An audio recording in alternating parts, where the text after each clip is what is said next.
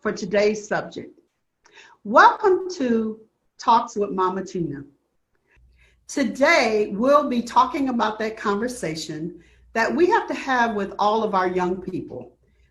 Just with walking to the store, driving while Black, or whatever, just a conversation on staying safe and how that connects to voting and the people that we put in office that govern the rules and regulations of the police force. I wanted to share something with you that I saw that really, really touched me. It's a video of a young man from Houston. Here it goes. Don't put your hands in your pockets. Don't put your hoodie on. Don't be outside with no shirt on. Check in with your people. It don't matter even if you're down the street. Don't be out too late. Don't touch anything you're not buying. Never leave the store without a receipt or a bag, even if it's just a pack of gum. Never make it look like there's an altercation between you and someone else. Never leave the house without your ID. Don't drive with a wife beater on. Don't drive with a do-rag on. Don't go out in public with neither. Don't ride with the music too loud. Don't stare at a Caucasian woman. If a cop stop you randomly and start questioning you, don't talk back. Just compromise. If you ever get pulled over, hands on the dashboard, and ask, could you get out your license and registration? Wow, that was powerful. I saw that on Instagram and it touched my heart. And I really thought it was important to show, all the rules and regulations that we have to have with our kids, because we used to have that conversation with them when they came of age about sex. But now we have to have the conversation about staying safe. So I asked a couple of my friends to tell me how they had this conversation with their kids. And this is what they came up with. Take a look. Today's talk with our children is no longer about sex. It's about what to do if the police stop you. So when my daughters were teenagers and they first started driving, I told Ashley and Allie, if you ever get pulled over, first of all, be respectful. Don't say anything. But to demand to have your parents called immediately, especially if they would look like they were trying to arrest you, and do not say a word. Keep your mouth shut, especially if you did something wrong. But we always told them don't answer any questions by any authorities without your parents present if you are a minor. So yeah, that's one of the things that we had to tell our kids. And if they were driving around with other kids, you also got to arm them with the things that they should not do. We told them, do not be in a position where you get yourself in trouble. Don't be smoking weed and have liquor in the car. So if they pull you over, they have the right to interrogate you. So we just told them to be careful, to be mindful and, be respectful so that nothing would go on from that point. Hi, I'm Leela Rashawn, and I just would like to say it's very difficult to know what to tell your children regarding the police and being stopped by the police. But I think the biggest thing that I've learned is I tell them to be compliant, to be kind. When an officer pulls you over, it's not the time to be argumentative. You can argue your case in court. Just put your hands on the steering wheel and, hello, officer. Is there something that I did? Listen. Let them explain to you why they're pulling you over.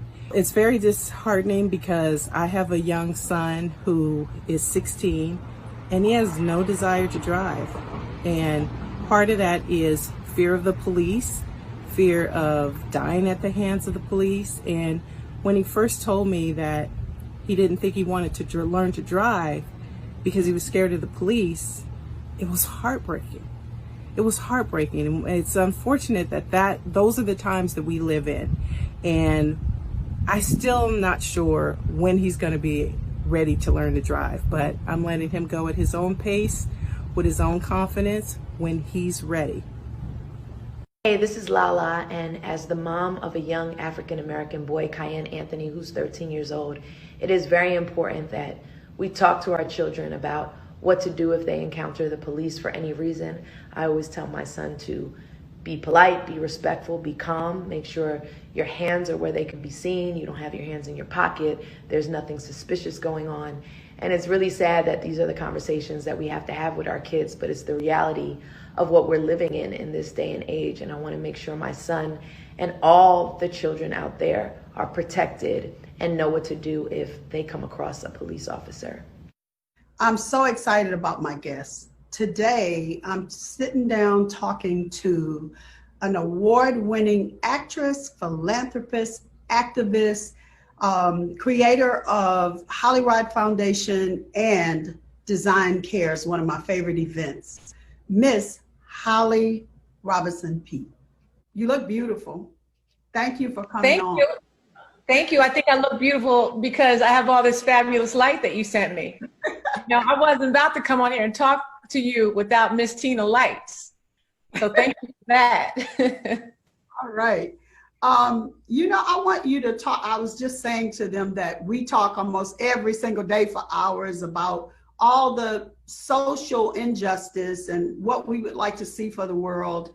And we talk often. I told you I saw the show that you guys did on your show dedicated to teaching RJ what to do if he was stopped by the police. And I'd like for you to introduce your show and talk about that and all the things that you do, because you do so much. And you're such a philanthropist and someone who influences the world about autism. So you do the talking. Well, listen, I am thrilled to be talking to you via Zoom. We do speak very, very often, almost every day. And our conversations are part, girlfriend, what you doing? And then the rest of it is just trying to problem solve for the world. And you're somebody that really inspires me to continue in my philanthropy. I'm just a mom, Tina, just like you. We just care about our kids. We just want our kids to grow up in good environments. You and I have been blessed to have had really amazing things happen for us in our lives. And it hurts my feelings when I see people suffering needlessly, when I see people really struggling in this world and that don't have the things that I have. As many people know, I have a son with autism. He is 22. He'll be 23 soon. Can't believe that. He's a twin. When he was born, he was my first kids. I was a rookie parent with twins, and just a beautiful young boy. And as he's gotten older, he's now doing a lot of things that people said he would never do. He would never speak, go to mainstream school, drive, do so many things, say I love you to his parents. I mean, so many different things they said he would never do that he's doing now. So that's a blessing, right? Children with autism come in all sizes and shapes, and they don't all respond to the world in the same way. RJ has been blessed to get language and so many things we thought he would never have. That said, one of the things that they said he would never do would be to drive. So when he got his driver's license, I mean, it was a moment, right? Because we heard he would never drive. And that was a big deal. And we fortunately documented it on our reality show, which was really great. Went to the DMV. We watched him take the test. We gave good takeaway that a lot of people didn't know that if you have autism, sometimes you can go to a certain DMV and get an oral test, because a lot of our kids on the spectrum don't test well verbally and physically. So he passed. He got his license. He's got all this amazing independence. And then we had to realize that what if he gets stopped by the police? What happens in that moment? So young people with autism or people with autism are quirky sometimes, right? Well, I'll just talk about RJ because all these people are different. He's very quirky. He kind of does things in a unconventional way. The way he communicates, the way he interfaces with people. So what happens if he gets pulled over and an officer rolls up on him and says, show me your wallet, give me your wallet or whatever, he makes a sudden move. All of the same things that all Black moms worry about, right? But the difference with RJ is because of his autism, he processes things so differently that he might do something that might cause the cop to think that he's a threat or something unconventional. So we brought people over, and by people I mean our friends who are ex-cops, to basically role play. walk him through what a stop would look like. And we brought them over to do this, not just for RJ, but for his younger brother Robinson, who was, I think, 16 or 17 at the time. And it was phenomenal. We were so glad we did this. We taught RJ how to show his hands and what to do and what to say. Because when we just quizzed him, what do you do if you get stopped? He goes, call my mom on the phone. I'm like, no, you do not reach for your phone and call your mother. So these are things, Tina, that we knew that we had to embed in him, in his brain, to just keep him alive. And we were fortunate to have the resources and people come over to help us with that. And you know, the interesting thing about that, Holly, is that could apply to any kid, because I just had the same conversation with Jules. And, you know, it's like, yes, you had to have that conversation with RJ, but we actually have to have that conversation with all of our kids. And so Robinson and Ryan, they actually benefited from that conversation as well, because the same rules apply. You know, I thought I had done all the research when it came to keeping RJ safe, keeping my kids as safe as possible, you know, having cops come over, going to our local police department and saying, if you see these guys walking up and down the street in Encino or Tarzana, they're not a threat. You know, RJ talks to himself sometimes. He kind of fidgets. He's, you know, he's a different kind of guy. So like, don't take that. So I thought I had done everything. But the one thing that I feel like is not really there are laws in the books to help protect some of our young Black children with special needs. And so we thought about doing RJ's law. And what RJ's law would be is to put some kind of notification on driver's license and license plates to notify the cop that this person is on the autism spectrum. Now, will that make a difference in the encounter? Maybe, maybe not. But at least you would think and you would hope that if that officer has had some kind of autism training, which a lot of them don't, at the very least, he might think twice about how RJ might be acting. Is he, you know, is he stuttering? Is he nervous? I mean, you're already nervous anyway. So RJ's law is something we're working on.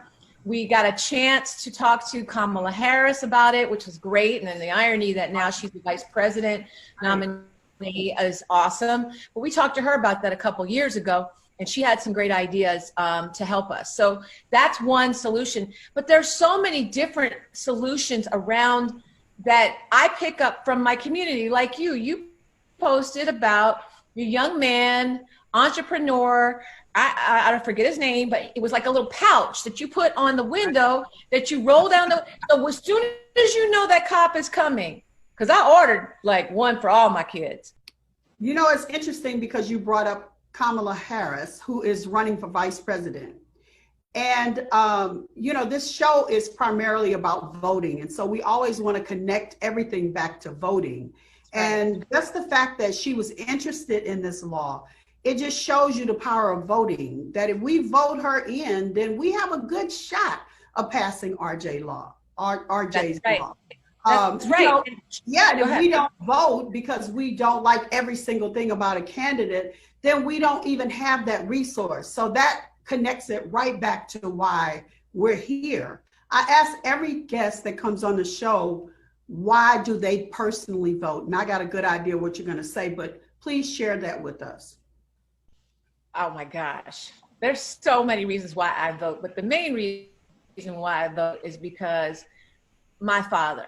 So my father, Matt Robinson, who was an amazing man. Unfortunately, his life ended really way too early because he had Parkinson's disease.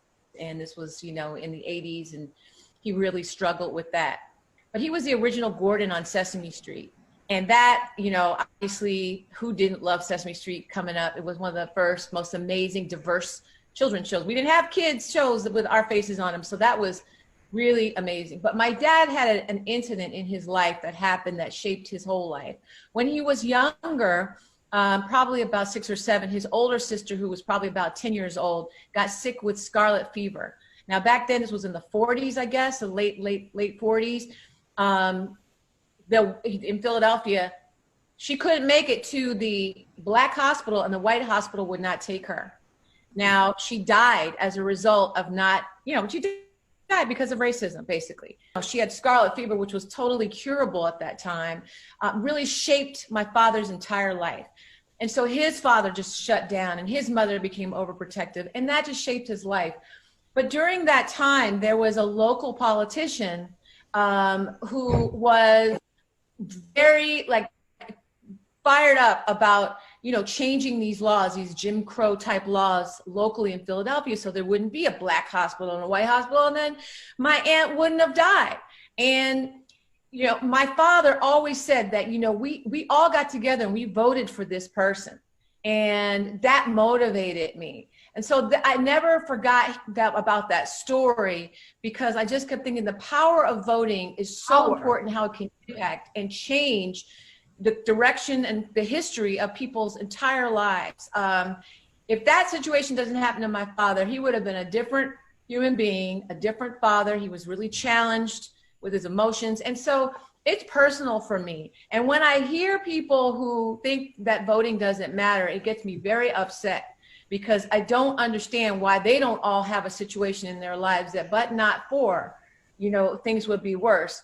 But all you have to do is look at the last words in the New York Times of John Lewis. When he wrote that letter and gave us our marching orders, That's right. What else do we need to know? That's all we need. It's very true. It absolutely is. That's great information. And I just want to thank you, because I know personally how busy you are. And I just so appreciate you taking the time. You're always, ready to do something for the community and to put a good word out into the world. So thank you. I love you. Well, thank you, Tina. I love you too. And call me after, because we got stuff to talk about. All right. Bye. I'd like to bring in the next guest. His name is David Price, and he's a 19-year-old inventor and entrepreneur that I saw on Instagram, and I posted about him. So I'm happy to have him today, and he can tell you about his invention. In my Instagram pages, you were very persistent, because every time I posted something, you wrote, I have an invention and it's going to save lives. And I said, let me look at this. And I looked at it, and I was, just so excited about what you came up with. But tell me, what was the inspiration for that? What caused you to want to do that? So my inspiration when I created the safety pouch, it came from when I first got my driver's license, and my parents sat me down at the table and they had to talk with me. And, they're basically just telling me what to do in case of a traffic stop. And that was me, announcing to an officer every movement I make, not to do anything sudden, and just to try and be as safe as possible. And for some reason you do get arrested, go peacefully, don't resist, because it's more important that you, make it home versus trying to fight, So with that, when they were telling me that, it made me think, well, there must be something out there to kind of help facilitate this interaction. And I did some research, and I didn't really see anything that I liked or that I thought was completely safe. So I kind of just ended up forgetting about the idea. And in my freshman year in college, I got enrolled in this business seminar class. And for our midterm project, we had to come up with a product or a service that would represent a societal change we would like to see. And that's when I remembered my idea about the safety pouch. And I had a great professor who really helped me and connect me to some great people who helped me bring the product to life. Well, that was exceptional. And my friend, Holly Robinson Pete, meet Holly, we discussed it, and I told her about it because I thought it would be great for her to get for her kids. And actually, I have bought many to give as gifts. I think it's a great invention, and everything comes from a need. The best products come from a need. So I'm so proud of you being an entrepreneur and coming up with something that really can save lives. So David, I ask everyone this question that's on the show. Why do you vote? It's important right now more than ever that we get out to vote, because we see what happens when we have low voter turnout. So it is imperative that we all get out and do everything we can to make sure people can get to the polls and even that's, and making sure we're able to vote by mail, because we see what happens once again when we have low voter turnout. These are the results we get stuck with. That's right. And I'm just so happy to have you on the show so we can put a face with that incredible invention. And the name of it is the safety pouch. And where can they get it? So you can get the safety pouch from our website, which is thesafetypouch.com. And you can go and pre-order or donate one there. But the safety pouch will be in stock by the end of next month. Perfect. All right. Well, thank you so much, David. Keep up the good work, because I can't wait to see what you're going to come up with next. Yes, me too. Thank you.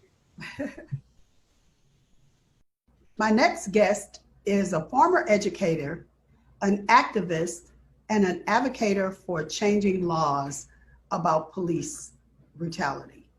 I remember hearing about you in glowing terms the first time Beyonce talked about you, what a brilliant young man you were. And you had come up with this system where little lights went on every time a Black person was killed by the police. And she was just blown away by it. She's like, God, we got to help this guy, because he's just like the future. And he's so important to get the word out. He's young, he's handsome, he's articulate, he's just everything good. So she just had a glowing report. So I was so happy to meet you. That makes me feel so good. It was great to meet you too. I remember meeting Beyonce, and I showed her this map that we have at Mapping Police Violence that shows the number of people killed every year by the police. And I showed her, and she got teary-eyed, and we had a great conversation about it. And Messina, I don't know if you know this, but when I got arrested in Baton Rouge, Solange was there right when I got out of jail. And Beyonce and Solange actually helped pay for this lawyer who helped represent me. And we now have this case before the Supreme Court, and that would have been impossible if not for your support. So thank you all.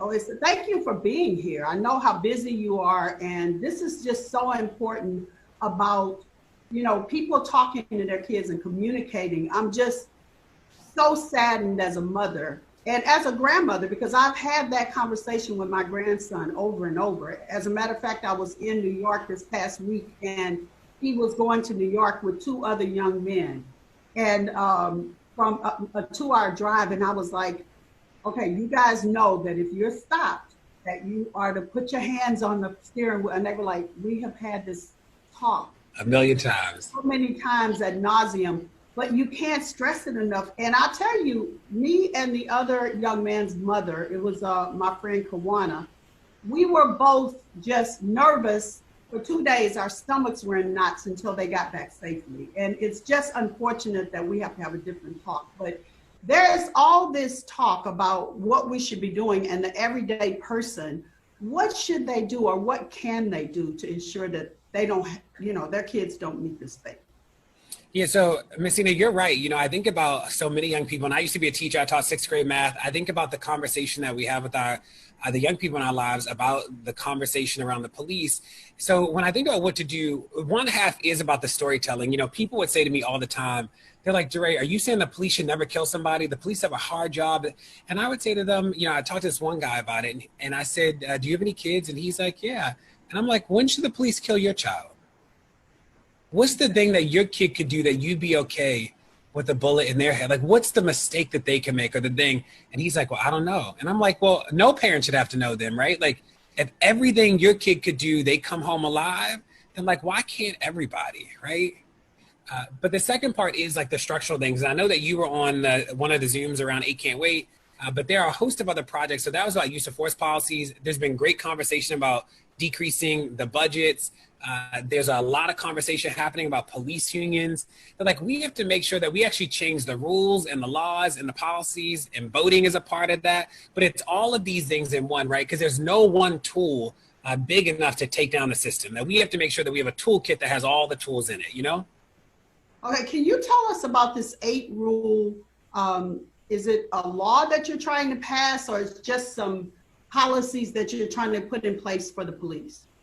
Yeah, so it's called 8 Can't Wait. So use of force policies are policies that are in communities and police departments that give the police, they're the rules by which the police can use force. So it is like when they can shoot, or can they put people in chokeholds, things like that. When we started it, there were only 2 cities in the top 100 that had all 8. And of the 8 things that we were looking at, not more than half of the 100 largest cities had them.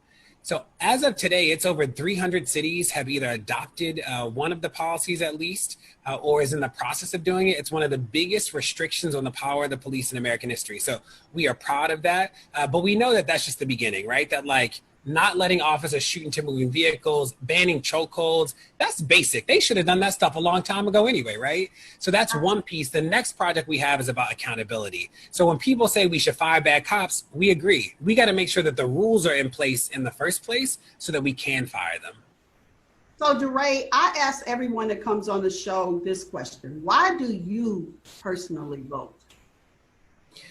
Yeah, you know, there's somebody, one of my friends, Cece, she said this best, right? Voting, we are not choosing our savior. We're choosing a tool. We're choosing another tool or like an employee, right? So I know that when I'm voting, there's no one candidate that has it all. Like all of them have things that I'm pushing or prodding or like I'm trying to get them to do something more aggressive, more progressive. But I vote because I know that it's like one tool in the toolbox. And we got to be in the street. We got to be in the boardrooms. We got to be in the classrooms. Like we have to be everywhere if we're actually going to get the change that our lives deserve. And like, that's why I vote. You know, I used to be a 6th grade math teacher. I love 6th grade. I love teaching math. Every day that I fight, I'm trying to make sure that like the kids I taught inherit a world that is much better than the world that they grew up in as kids, right? Like that is only fair. And that's why I stay in the work. And that's one of the things that voting accomplishes. It puts people in place that will make the necessary changes to make the world a better place. Yeah, and you might not, I love what you said about maybe you don't love the candidate. Maybe they've done things in the past that you don't agree with. So the best thing you can do is hold them accountable.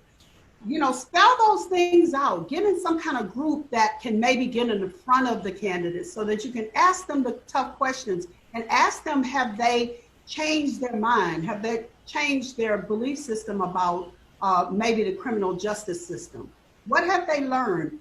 Question them, hold them accountable, but don't go the other way or do nothing, because doing nothing is saying that you are satisfied with the people in charge today.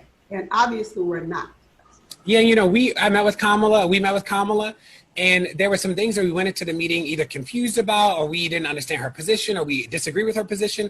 And I'll tell you that like in the conversation, she was incredible. She had pushes, we pushed each other. She had thoughtful responses. Like she actually has a way to talk about her past as a prosecutor and like what she believes about criminal justice. She has it. I hope that more and more people are able to see that as time goes on, as we get down to the election. But our conversation with her really like opened my eyes even more about understanding her record. And that was really powerful. And I've had that same experience. So if you question something and you don't like everything that you hear, then expect an explanation. You're due that explanation. But don't just give up the fight and just say, I'm going to do nothing, because we don't have an alternative right now. We sure don't. And I think you're right. You know, I think one of the things we also have to remind people is that this is not either or. It's not like, it's not stay in the street or vote. It's not go to the board meeting or vote. This is always both and. It is vote because this is like, yes. All these things work in tandem together to get the results that we need. And we got to do the work, guys. It just doesn't happen, you know, by osmosis. You got to really do the work. So have you ever had to have that conversation with your students about staying safe if they encounter the police, or have your parents had that conversation with you? Tell us about that. Yeah, so my father raised us. My mother left when I was 3, and my father is great. And I'll never forget the first time an officer pulled a gun on me. I was probably 20. I was like early 20s. The first time I ever saw a drug bust, I was 10. And I remember when we were little, like what it meant to sleep on the floor when people shot close to the house, and like how that was safer than sleeping near a window or like staying in the bed. And my father was always like really thoughtful about being like trying to make sure that we knew what to do, but not being too afraid to be out in the world. So there was like this fine balance of like I remember when I called him when the officer pulled a gun out, I got pulled over for a traffic stop. This officer was like on 10. I mean, he was amped. And all I could say was like, it'll be okay. That's all I kept saying. I'm like, it'll be okay. It'll be okay. Everything's okay. I'm like de-escalating the officer because he's like, de-escalate. Because he has a gun pointed at my face. And I'm like, and I'll never forget it because at the end of it, so he drives away. I don't even get a ticket. And it's my birthday. It's July 9th, my birthday. and he rolls the window down next to me. He goes, "Oh, it's your birthday. Happy birthday." I'm like, "You just put a gun out on me. This is no happy birthday." That was a while. And I was nervous to tell him because I knew that he'd be so nervous for me that like, but that was wild. That was like, I was like early 20s. I got pulled over for a traffic stop. And he was convinced that I had a gun, that like I had done something in the car to have a gun. He was like, "You made sudden movements." I'm like, "You pulled me over at 6 o'clock in the morning." So yeah, my father was he was very nervous, but he's always tried to make sure that we like knew, but that like we weren't afraid to like be out in the world. Fear in you. And that's what my kids were telling me. They were like, "Mom, I know you are concerned, but you cannot instill fear in Jules. You have to have a good balance where you can make him aware, but don't instill a lot of fear, because it's my fear. It's actually my fear, but it's hard not to turn that over and, put it on your kids or your grandkids." So I just want to thank you so much for taking out the time to come on and talk to us. And I mean, we could talk for hours because I'm so interested in all the information that you have to give, but keep up the good work. We love you for it. And So thank you. So good to be. I can't wait to see you again in person, whenever that might be. Well, a gala, because I know you come to our gala every year. Yes. Okay, cool. Talk to you later. Bye-bye.